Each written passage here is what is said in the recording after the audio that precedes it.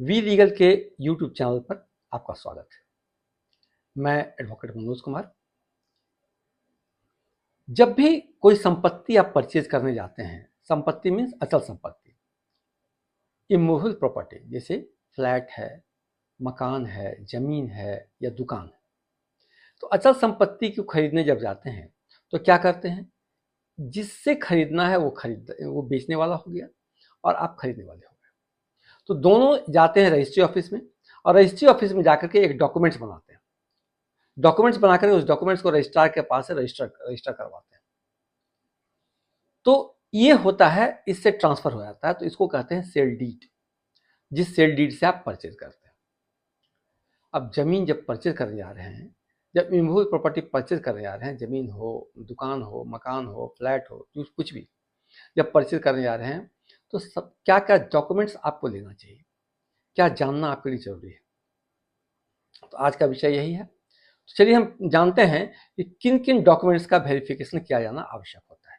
जमीन लेने के पहले, मकान लेने के पहले, यानी इमूवेबल प्रॉपर्टी को खरीदने के पहले किन किन डॉक्यूमेंट्स को का वेरिफिकेशन किया जाना आवश्यक होता है। सबसे पहली बात होता है कि जो विक्रेता है, उस विक्रेता से कौन सा डॉक्यूमेंट हम लें। पहला डॉक्यूमेंट होता है सेल डीड। जिस जिस सेल डीड से वो विक्रेता ने जमीन खरीदी है, मकान खरीदा है, वो सेल डीड की कॉपी लेंगे।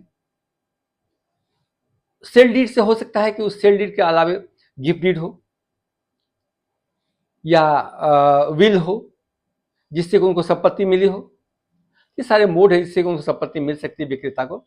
ये जो भी डॉक्यूमेंट उनके पास है जिससे कि उनको संपत्ति हस्तांतरित हुई है, संपत्ति का टाइटल उनको मिला है, उस डॉक्यूमेंट्स को हम लोग लेंगे। इसके बाद उस डॉक्यूमेंट्स को जब लेंगे तो इसका वेरिफिकेशन में क्या क्या चीज देंगे उसको हम आगे बताएंगे। पहले हम देख रहे हैं कौन कौन सा डॉक्यूमेंट्स लेंगे। फिर दूसरी चीज क्या लेंगे, जब ये टाइटल ट्रांसफर का डीड हो गया, उसके बाद लेंगे उनका म्यूटेशन, दाखिल खारिज के बाद। दाखिल खारिज का होता है यानी जिससे वो आदमी खरीदा उसका नाम हटाया गया और अभी जो आदमी आपको बेच रहा है उसका नाम उसमें एंट्री होता है, इसको कहते हैं दाखिल खारिज। तो दाखिल खारिज का पेपर लेंगे, फिर आपको लगान रसीद का पेपर लेंगे। इसके बाद जो है लिंक डॉक्यूमेंट को देखेंगे, यानी इसके पीछे जो बेचने वाला आपका है, वो बेचने वाला कहाँ से डॉक्यूमेंट्स टाइटल लेकर के आया है, कहाँ से प्रॉपर्टी ट्रांसफर किया है, कहाँ से खरीदा है, उसको देखेंगे। फिर खतियान को देखेंगे, खतियान को कहते हैं सर्वे रिकॉर्ड्स, सर्वे रिकॉर्ड्स को देखेंगे। फिर प्रॉपर्टी टैक्स को लेंगे और एक और डॉक्यूमेंट होता है नॉन कंपनी सर्टिफिकेट, जो कि रजिस्ट्री ऑफिस से इशू होता है, उसको देंगे। ये सारे डॉक्यूमेंट्स को हम लोग देखेंगे। इसके अलावे यदि प्रॉपर्टी फ्लैट है और किसी बिल्डर के द्वारा डेवलप किया जाता है, फ्लैट नोन है, तो फ्लैट है तो फ्लैट की स्थिति में क्या देखेंगे, ऊपर का जो डॉक्यूमेंट पहले आपको बताया, इन डॉक्यूमेंट के अलावे आप क्या लेंगे, development agreement, power of attorney, और जब बिल्डर बनाते हैं तो रेरा सर्टिफिकेट उनको चाहिए। प्रॉपर्टी का रजिस्ट्रेशन होता है रेरा के अंतर्गत, रेरा सर्टिफिकेट चाहिए, बिल्डर का रजिस्ट्रेशन चाहिए, ये सारा डॉक्यूमेंट, पावर ऑफ अटॉर्नी चाहिए। पावर ऑफ अटॉर्नी दूसरे केस में भी चाहिए, अगर कहीं कोई डॉक्यूमेंट्स आपको पावर से ट्रांसफर होना है तो पावर की कॉपी चाहिए। ये सारे डॉक्यूमेंट्स वेरीफाई करने होते हैं। अब हम एक एक करके इसको एक्सप्लेन करना चाहते हैं कि क्या डॉक्यूमेंट्स क्या होता है। सेल डीड, सेल डीड क्या है, सेल डीड होता है जिस डीड से, जिस डॉक्यूमेंट से विक्रेता ने संपत्ति खरीदी है, वो सेल डीड हो गया। सेल डीड में जिससे खरीदी है उसका नाम, जो अभी खरीदा था जिसके नाम से अभी संपत्ति है उसमें क्रेता के रूप में उनका नाम, संपत्ति का विवरण और संपत्ति कहाँ से लाया गया है, इस सारा विवरण उसमें दिया जाता है। ये सारी चीज को देखना आवश्यक होता है। इसके अलावा ये भी देखना होता है कि संपत्ति खरीदते समय उसमें जो उसका कंसिडरेशन, वैल्यू पेमेंट कितना हुआ और किस मोड में हुआ है, ये डीड की बात है। इसी ढंग से गिफ्ट डीड होता है। अब गिफ्ट डीड और सेल डीड में थोड़ा फर्क क्या होता है कि गिफ्ट डीड में कंसिडरेशन होता है, सेल डीड में कंसिडरेशन होता है और गिफ्ट डीड में कंसिडरेशन नहीं होता है। विदाउट कंसिडरेशन गिफ्ट होता है। हाँ, स्टैंप लगता है, स्टैंप ड्यूटी वहां पेमेंट होता है। रजिस्ट्री ऑफिस में जो गवर्नमेंट का स्टैंप ड्यूटी वो पेमेंट किया जाता है, सेल डीड में भी और गिफ्ट डीड में भी। लेकिन कंसिडरेशन जो पेमेंट करना, वैल्यू जो पेमेंट हो जाना है सेलर को, वो वैल्यू गिफ्ट डीड में पेमेंट नहीं होता है। तो ये हो गया सेल डीड की बात। एक और होता है विल। मान लीजिए किसी के नाम से संपत्ति है, ABCD किसी के नाम से संपत्ति है, उसने अपने जीवन काल में एक विल बना दिया कि मेरी मृत्यु के बाद ये संपत्ति मेरे बेटे को, मेरे बेटी को, मेरे पोते को, किसी को भी जो जीवित है, जो अभी लाइफ है, उसके नाम से एक विल बना दिया कि इसको संपत्ति मेरे मृत्यु के बाद जाएगी।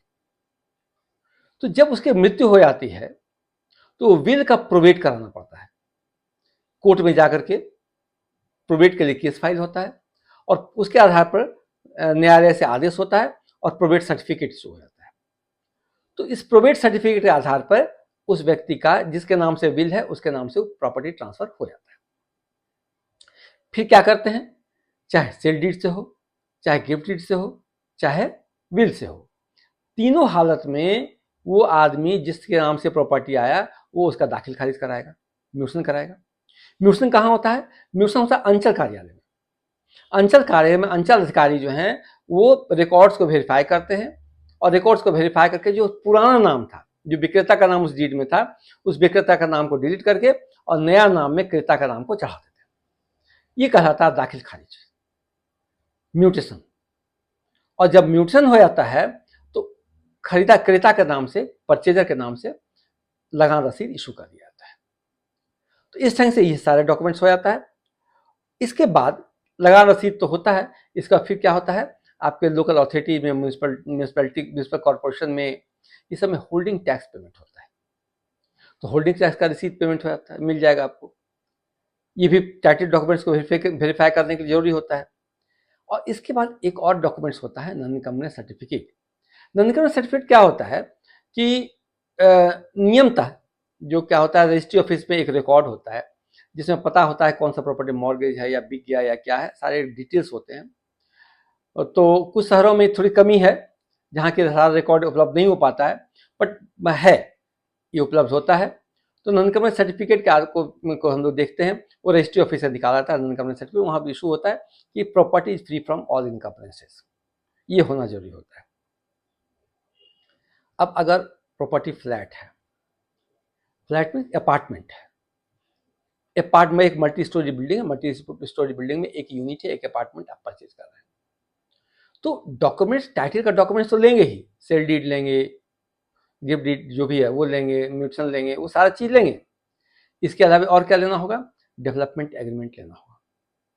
अगर डेवलपर के थ्रू हो रहा है, डेवलपमेंट एग्रीमेंट की कॉपी लेनी होगी। डेवलपमेंट एग्रीमेंट का रजिस्टर्ड होना मैंडेटरी है अपार्टमेंट एक्ट के अनुसार, इसलिए डेवलपमेंट एग्रीमेंट लेंगे, रजिस्टर्ड डेवलपमेंट एग्रीमेंट होना चाहिए।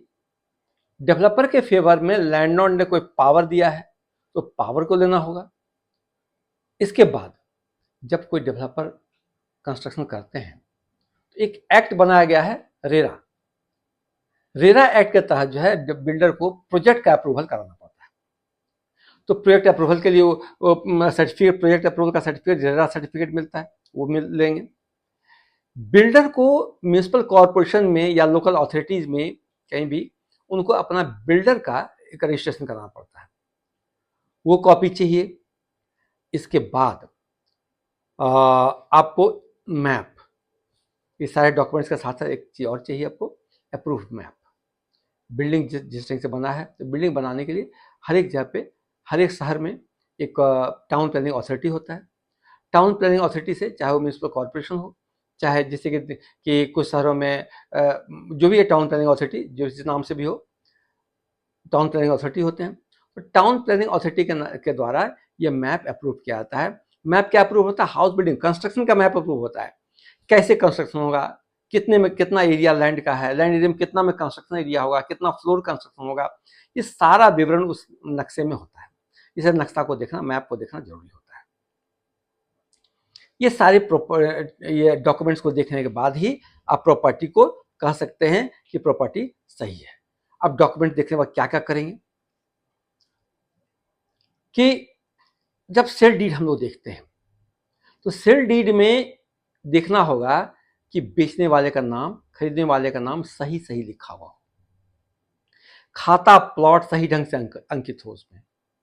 खाता प्लॉट सही होने का क्या मतलब हुआ कि मान लीजिए कि 2011 में एक आदमी जमीन खरीदता है, उसने किसी खाता और प्लॉट का जमीन खरीदा और जिससे खरीदा उसका डीड लेना पड़ेगा, उसके डीड से वेरीफाई करना पड़ेगा कि जो खाता प्लॉट पिछले डीड में है क्या वही खाता प्लॉट इस डीड में है या नहीं।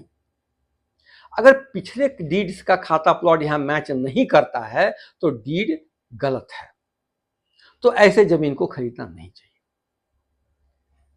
वहां पर टाइटल डिस्प्यूट होता है, यानी यह देखना जरूरी है कि जो पिछले डीड में खाता प्लॉट था वही खाता प्लॉट, मौजा, सारी चीज यहां पे आना चाहिए।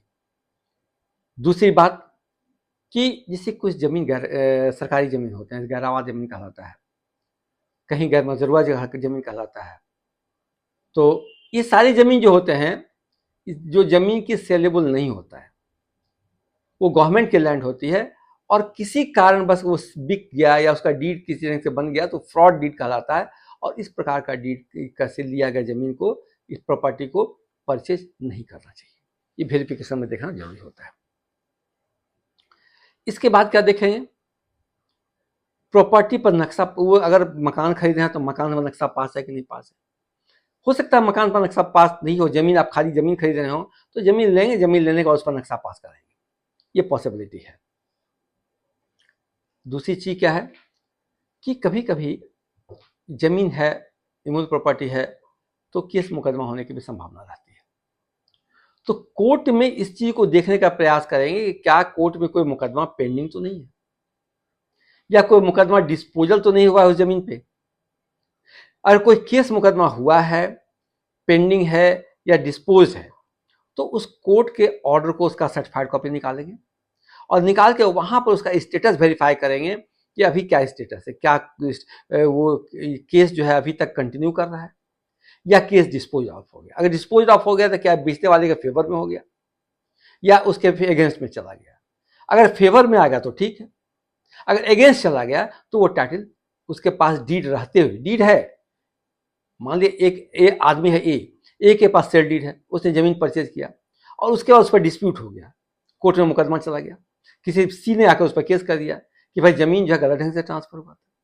अब वो केस पेंडिंग हो गया, डिस्प्यूट हो गया, तो डिस्प्यूटेड लैंड को परचेज नहीं करना है। जब तक कि कोर्ट का फाइनल आदेश ना आ जाए तब तक उस जमीन को क्लियर नहीं, टाइटल नहीं माना जा सकता है।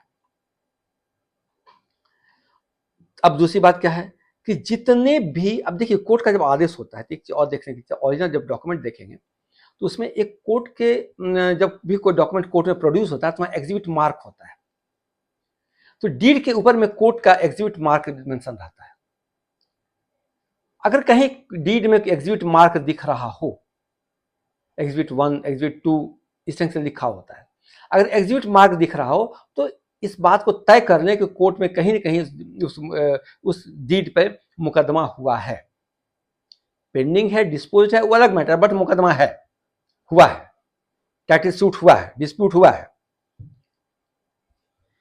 इसके बाद क्या करेंगे कि सारे डॉक्यूमेंट्स का, जो भी टाइटल डीड हम लोग को मिल रहा है, सेल डीड हो या गिफ्ट डीड हो या जो भी चीज है, उसका सर्टिफाइड कॉपी हम लोग निकालेंगे।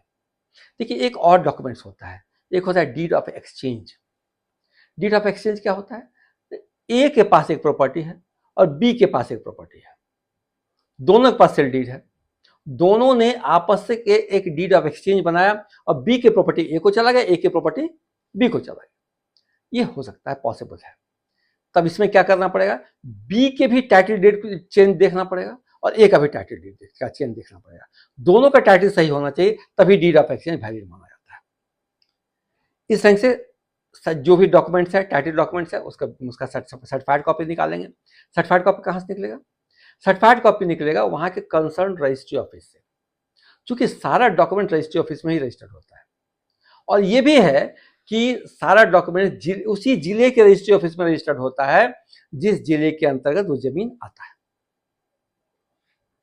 इसके बाद अगर कहीं जमीन सोसाइटी का हो, किसी सोसाइटी के बीच में जमीन परचेज कर रहे हो, किसी सोसाइटी ने लिया था, सोसाइटी की भी जमीन परचेज कर रहे हो, तो सोसाइटी का नो ऑब्जेक्शन सर्टिफिकेट भी लिया जाना चाहिए। अपार्टमेंट के केस में एक और डॉक्यूमेंट लेना जरूरी है। देखिए, जब तक प्रॉपर्टी अंडर कंस्ट्रक्शन है तब तक तो रेरा एक्ट के अनुसार रेरा सर्टिफिकेट लेंगे। अगर प्रॉपर्टी कंप्लीट हो गया तो कंप्लीशन सर्टिफिकेट इशू होता है, तो कंप्लीशन सर्टिफिकेट को देखेंगे। इस तरह से ये सारे डॉक्यूमेंट्स को देखने के बाद ही तय कर पाएंगे कि प्रॉपर्टी हमारा टाइटल क्लियर है या नहीं क्लियर है। अगर जब तक कोई भी टाइटल डिस्प्यूट हो, टाइटल क्लियरेंस नहीं मिल रहा हो, तो ऐसी प्रॉपर्टी को नहीं खरीदना चाहिए। इसीलिए प्रॉपर्टी खरीदने से पहले किसी भी सक्षम अधिवक्ता के पास जाकर के अपने सारे डॉक्यूमेंट्स को दिखलाइए, क्योंकि टेक्निकल चीज होता है, टेक्निकल चीज आम आदमी सारे लोग नहीं समझ सकते हैं। इसलिए किसी न किसी अच्छे अधिवक्ता के पास जाकर के आप समझ उसको चेक कराइए, डॉक्यूमेंट्स को चेक कराना चाहिए, ताकि डॉक्यूमेंट वेरिफिकेशन हो, सर्टिफाइड कॉपी निकालना चाहिए, सारे डॉक्यूमेंट कोर्ट का आदेश निकालना चाहिए, निकाल कर सारे डॉक्यूमेंट्स निकालने के बाद ही आप कह सकते हैं कि प्रॉपर्टी का स्टेटस सही है, और तभी ऐसी प्रॉपर्टी को खरीदना चाहिए। तो ये बहुत बहुत बहुत ही एक अच्छा इम्पोर्टेंट विषय था, जो मैं काफ़ी दिनों से सोच रहा था कि इस विषय को आपके सामने रखूं, पर काफ़ी व्यस्तता की वजह से नहीं रख पा रहा था। तो ये विषय आज मैंने रखा। ये बी लीगल चैनल पर आपका ये बी लीगल चैनल को आप सब्सक्राइब कर लें, ताकि आपका जो है मेरा वीडियो बार बार आपके पास आता रहे। धन्यवाद।